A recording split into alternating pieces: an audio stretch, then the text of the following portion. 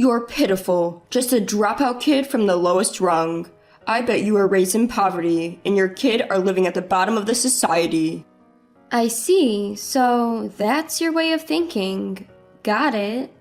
My name is Mary. My life, though it feels strange to say it myself, has been full of ups and downs. That's because just before finishing middle school, my parents passed away in quick succession. As a result, I couldn't maintain my motivation to study for exams. I just wasn't in the right mental state anymore. And because of this, I failed all the high school entrance exams, including my safety school. So there I was at 15, standing at a crossroads to take a gap year or start working. Truth be told, I did want to go to high school, but the relatives who took me in didn't have much financial leeway. I also wanted to save my parents' life insurance payout for the future. Plus, there was the embarrassment of entering high school a year late. So, I made the decision to start working and have been doing so ever since.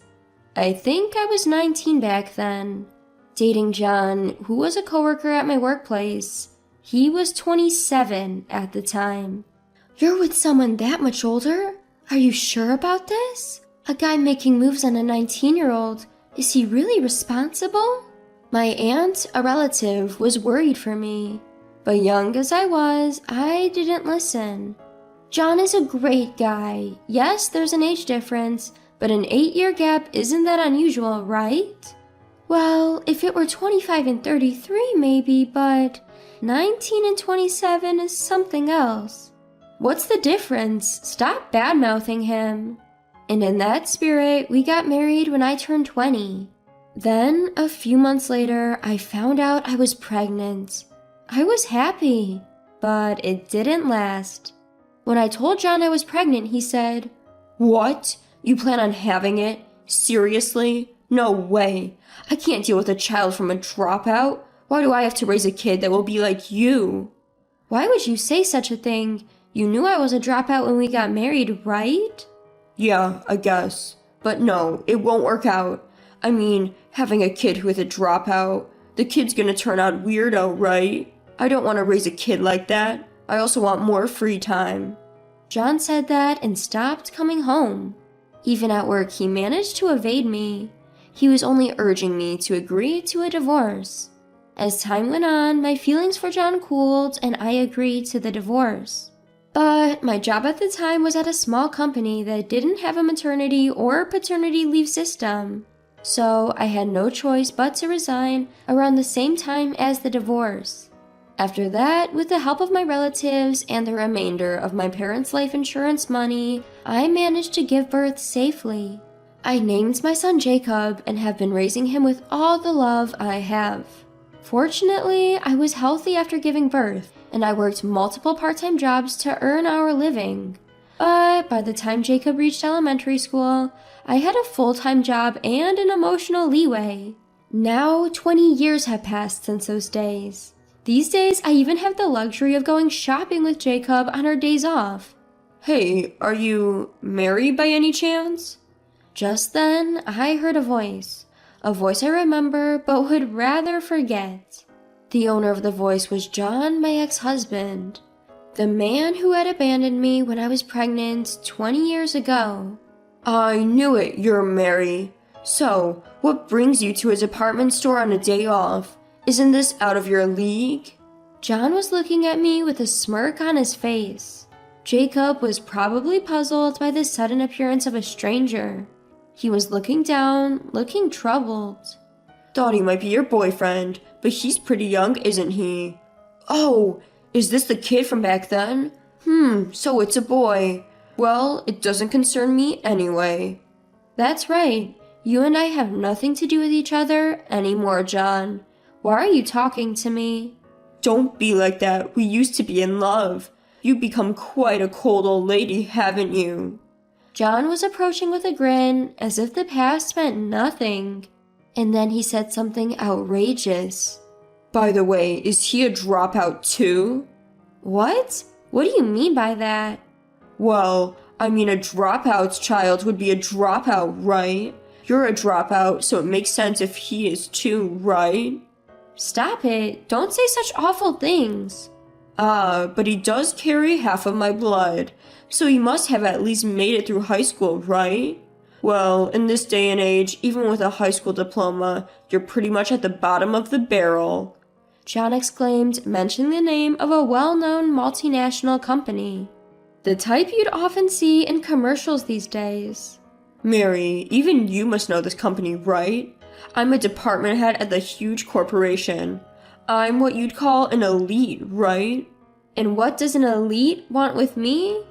Are you stupid or what? Do you think I have any use for someone as uneducated and poor as you? I just called out to you for old time's sake. Frankly, you're a nuisance. Don't say that. That's why you'll never amount to anything.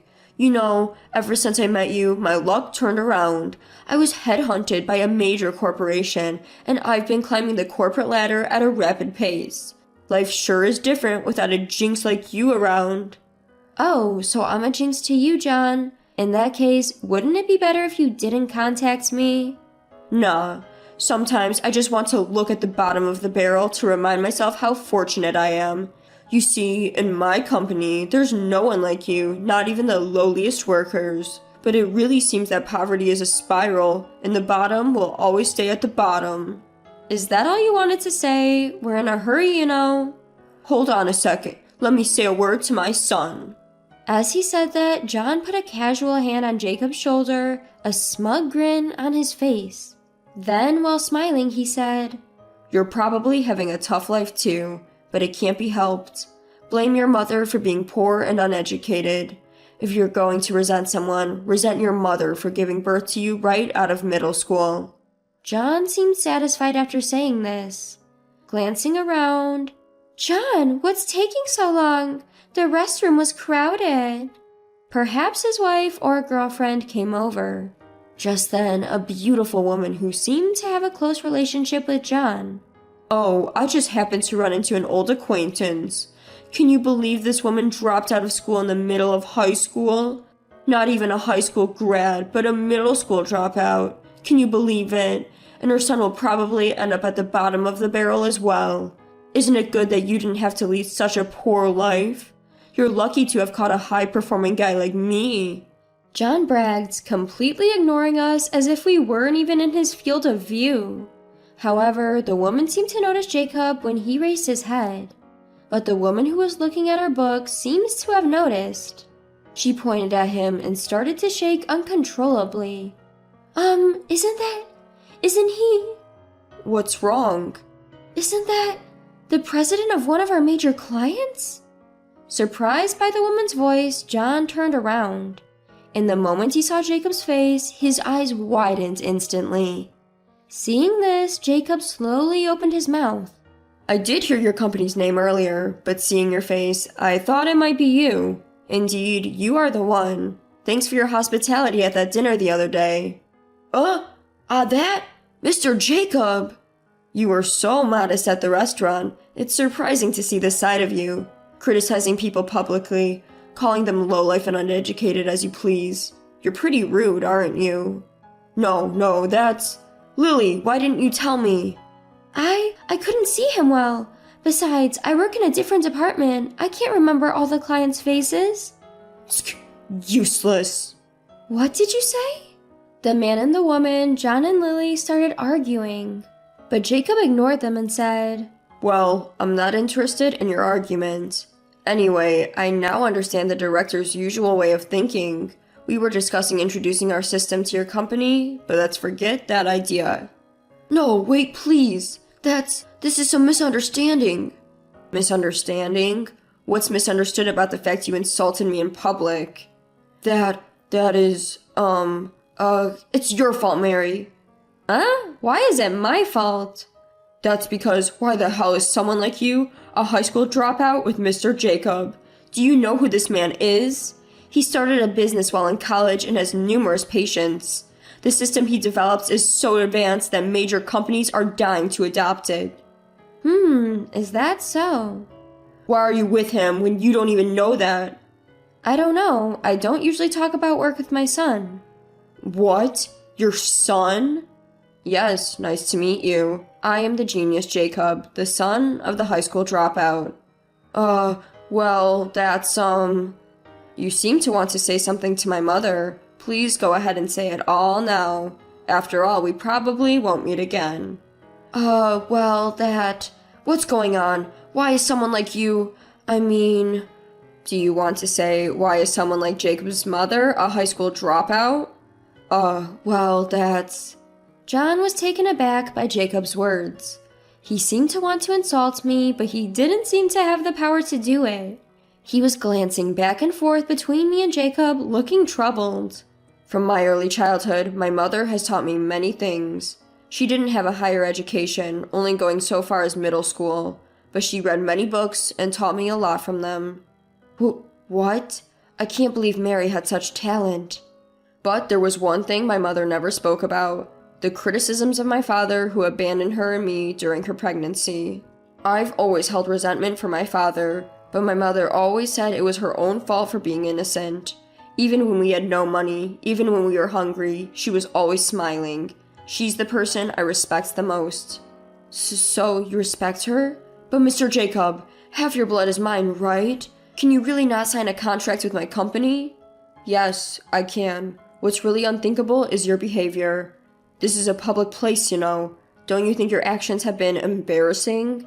No, that's the truth. I just see Mary as a stupid woman, that's all. And what does that make you? The man who had a child with this stupid woman? What kind of person does that make you? The one who abandoned her when she was so young? Maybe she was innocent, but do you have any idea how much hardship that she has gone through? You seem proud of working for a big company, but why didn't you give her even a single cent of child support? Well... John seemed at a loss for words at Jacob's accusations, and upon hearing Jacob's words, Lily's expression changed. Her face, which had previously looked troubled, was now glaring at John. Hold on a second, that's not what I heard.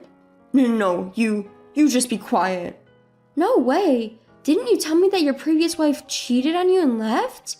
That you weren't allowed to see your child? That you couldn't even get her to accept your child support payments, so you just kept saving it? Was all that sob story a lie? It seems likely that it was a lie. My mother and I are still living with our relatives. The father there should know the place. If he really wanted to give child support, he could come there at any time. Hey Mom, has this man ever contacted you? Not once. Not on my cell phone, not at a relative's house. And of course, I've never heard anything about child support. Hearing my words, Lily looked furious. In contrast, John turned a sickly pale color. You lied! You're the worst! I'm glad I never married you. We're breaking up right now. What? Wait, Lily, please don't leave me.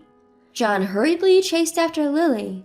Jacob and I looked at each other at their retreating figures, and we burst into laughter. John's appearance was so pathetic that we couldn't help but laugh. We enjoyed some window shopping after that and went home feeling satisfied. Jacob later filled me in on the details. His company and John's were about to sign a substantial contract, but Jacob decided to withdraw at the last minute. Naturally, John's company asked why, so it seems like Jacob was completely honest about it all.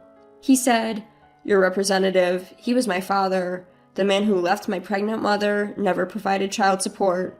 To trust such a person and do business with him? Impossible. The system I developed is like my own child. To entrust this system to him, just thinking about it makes me feel disgusted." Of course, this failure became a major issue. The company apparently punished John by demoting and sidelining him. Doing this, they want Jacob to reconsider the contract. From Jacob's perspective, it seems like he might reconsider if they cut his bonus. Surely, John will be facing even tougher times from now on. But that's what he deserves, right? He's 48 now, right? That means he only needs to endure another 12 years until retirement. My mom had it way tougher for much longer. When you consider that, this isn't tough. Jacob, saying this, had the face of genuine anger. I understand his feelings, so I don't plan to stop him. In his panic, John has come running to our relative's house. At the entrance, he bows deeply, pleading desperately. "I'm sorry for what I did back then. I lied about having child support, but I do have savings. I'll give Jacob the equivalent of child support as a gift while I'm alive. I'll even pay Mary compensation if necessary, so please reconsider." However, Jacob didn't even want to hear such talk. He said to John, "I'm not interested in your savings now. Our hardship was in the past. You didn't help us then, and now you only want to save yourself? That's an awful thing to say." I'm sorry. I was young too. Please forgive me." People who truly regret wouldn't say they could pay if needed. You're just selfish to the end. Please leave. If you come to this house again, I'll call the police. Wouldn't that jeopardize your position at the company even further?" At Jacob's words, John fled in a panic. Thanks to Jacob, he probably won't come to this house again. We should be able to live peaceful days from now on. Jacob is currently busy earning all his college credits. But once that's all done, he seems to plan on taking us all, the entire family, on a trip to a hot springs resort. I told him he didn't have to do that, but Jacob insisted he wanted to return the favor. If that's the case, we'll gratefully take him up on his offer. Surely we'll be able to have a good time on that trip.